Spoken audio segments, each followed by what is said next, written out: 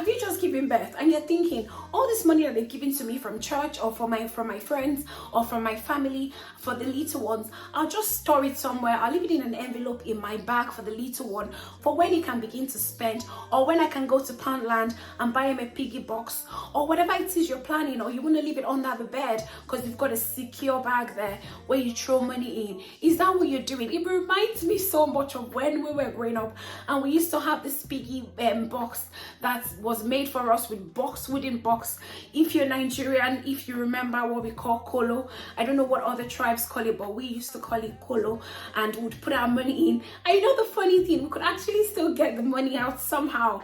You know, we fetch the money out and we use it to buy stuff. Permission to bust your bubble this evening to let you know that that's the least way to help that child with saving. You know why? Cash is trash.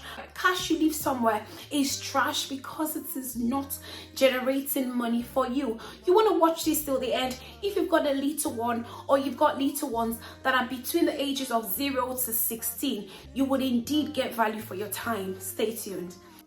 Hi guys, welcome back to my channel. For those who don't know me, my name is Olubukola Akimolayo Ogundele. It's Olubukola TV on YouTube and on my TikTok, and on Instagram is Tokrim14. Please follow me if you're not following me just yet. Are you new to my channel? Thank you so much for clicking on this video. And if you're wondering what the name of what I'm talking about is called, some people call it JISA, JISA. That's the Junior Independent Savings Account. That's Junior ISA. So I'm sure you've heard about so many types of ISA, and that's the next video that I'll be dropping just after this one. Please watch this one till the end and you want to see that one as well. It's definitely for you, especially if you haven't clocked 40 yet. One of them is very important for you, and I'll be expatiating on it in my next video. Now quickly, let's get into it. Whatever I talk about on this group, just to mention quickly as a disclaimer, is not a financial advice. I'm not a financial advisor as of yet.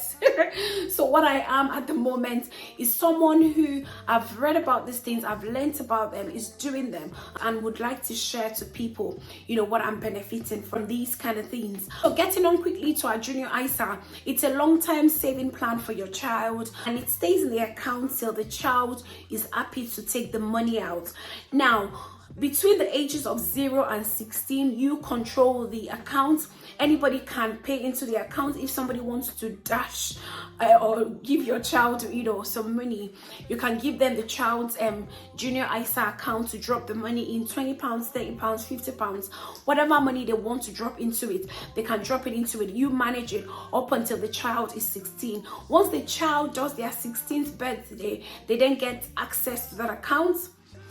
But the child cannot withdraw the money until they are 18, but they are able to control and manage, you know, the accounts from the age of 16, 17, and once they clock 18, it is okay to withdraw it if they like. So people, you know, put money there for, say, their child's university, and want to teach the child about stocks and investments, which I will talk about very shortly, you know, and all of that. So it's a way to just train the child to say, okay, you've got an account, I'm managing it now, come so age, you will take the baton, and then this is what the legacy I've set, and I want you to continue, that kind of a thing, right? So moving quickly, just so you know, for the year 2022-2023 financial year that we are carrying on at the moment, the child can only, or you can only save into the accounts for the child for up to £9,000. Now, can the government add on top of these £9,000 like you would find in LISA or some kind of plans, you know, that we have in place? No. So the government won't add anything. However, there are some banks, if I don't know any, I know Lloyd's Bank, for instance, they would add 1.5% from anything from £1 that you have in the account for that child to £9,000, which is the limit for this financial year. They would, you know, give you back 1.5% on the 30th of March. That's the end of that, you know, financial year. 1.5% of whatever it is you have as a total in that account. I do not think all banks do it. You can have a look. You can tell me in the comment section, please, if you don't mind.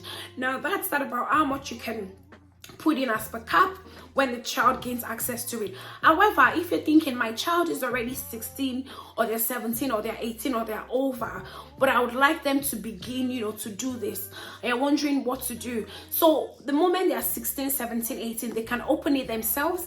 So you won't be the one to open it on their behalf anymore. They can go ahead to open it by themselves. A question that I think might be on someone's mind who has heard about child trust fund is it the same as the junior ISA? No, it is not the same. So the child trust fund was what they were using from September 2002 up until January 2011, when they then rolled out the, you know, junior ISA. So for those that had children then, they of course, you know, transferred their funds from child trust fund into the junior ISA, if you get what I mean. But you cannot have both. It has to be either or. Right, so for those of you that have the knowledge of ISA, lifetime ISA, you would know that for the lifetime ISA or LISA or LISA, like people call it, you know, you have a cap of £20,000 in this financial year.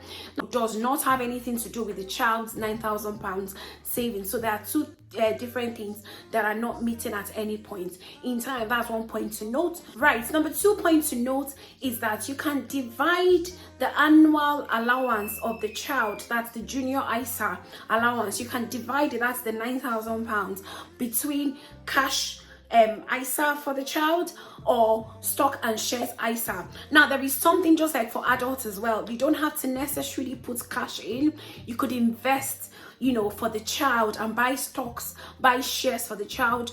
And when you talk about risk, which I plan to get to at some point, you will agree with me that with every stock, with every shares, with every kind of forex or anything like that, there are times where things, the numbers will go down, and there are times it will pick back up. But good thing is, if you start now, and that is what, you know, I hear from people who are into stock and shares, they tell you the best time to start stocks or going into stock and share is yesterday or 10 years ago, you know. So that's why I said by the time you're done watching this, read more about this and try before you sleep tonight to get your child into one, if not even yourself, by the time you watch the other video about how it applies to yourself. You will find that many children are into the stock and shares junior ISA. It is not to mean that you cannot just pick the cash only junior ISA, where you just drop cash in their account for them and then maybe get interest like Lloyd's Bank would give you as an example,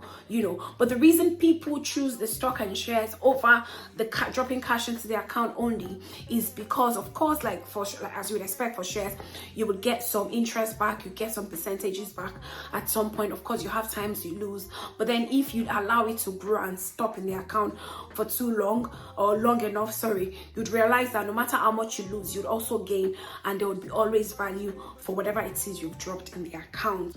Right, number 3 thing to mention is that the money cannot be touched until the child is 18. So I mentioned that at the beginning. I won't draw too much on this. And just to mention at this junction that you're not allowed to transfer the money from the junior ISA accounts, whether it's the cash ISA for the child or stock and shares ISA for the child, into your own account. No, for whatever reason you can't. The only reason, God forbid, is if the child gets diagnosed with a terminal illness or the child dies, God forbid. So that's the only time you can call the money out. But if the child is living and all of that, you're not allowed to move the money out. And of course, like I said earlier, it can go towards their uni, it could go into whatever. And if at 18, God forbid, again, they decide to withdraw it and blow it all up, God forbid, they are allowed from age 18 to withdraw it and do what they like with it.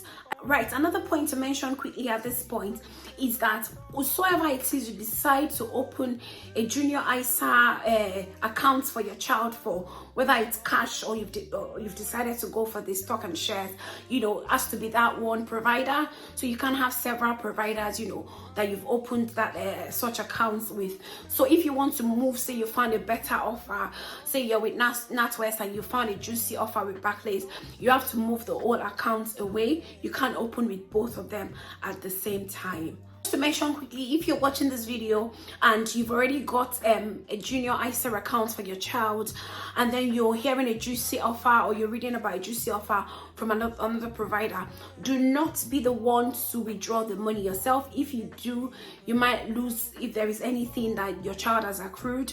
per time or over the time, you might lose it. So please do not be the one to call the money. Let them do the arrangement between themselves. Call bank A or provider A and provider B, tell them of your intentions and let them communicate. Let them do the whatever abstract or technical way they do it, and let them transfer it. Do not intervene. Do not carry cash in your own account to then move to the other account. You will lose profits that way.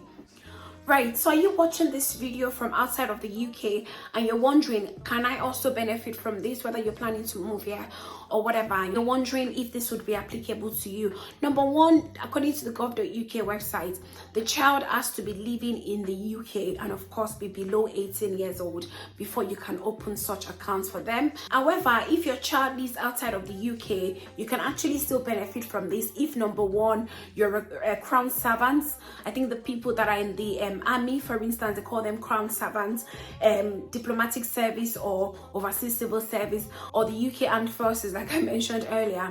That's number one point. Number two point to be able to do this from outside of the UK is if the child is under your care. So if you fulfill both options that I've mentioned now, you can actually open a junior ISA, whether cash or stock and shares for your child. Right, you know how I've been mentioning having either the junior ISA for cash or the junior ISA for stock and shares. Actually, you can have both, if you get what I mean. So you can have £2,000 in cash ISA for the junior little one, and 7,000 in stock, if you get what I mean. So if you have that much money to put in, yeah, so you can have both. It doesn't have to, so it's not necessarily either or. You could have both, but either way, whatever you have in both of them for the child must not exceed £9,000.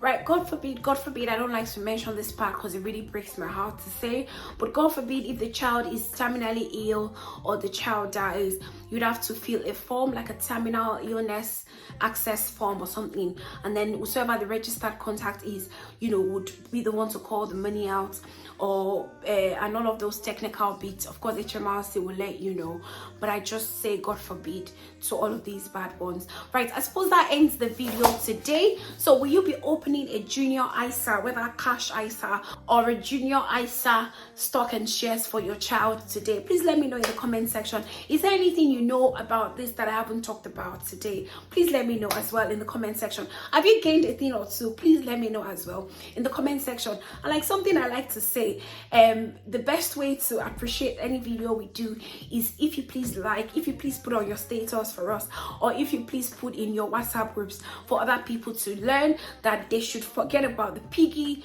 bank that they have, or the piggy box that they have in the room for their little ones. Instead, they should learn more about the junior ISA and get their child into stock and shares, especially now rather than later. Thank you for watching till the end. My name is Olubukola once again. Please remember to subscribe till we see you again. Take care. Bye.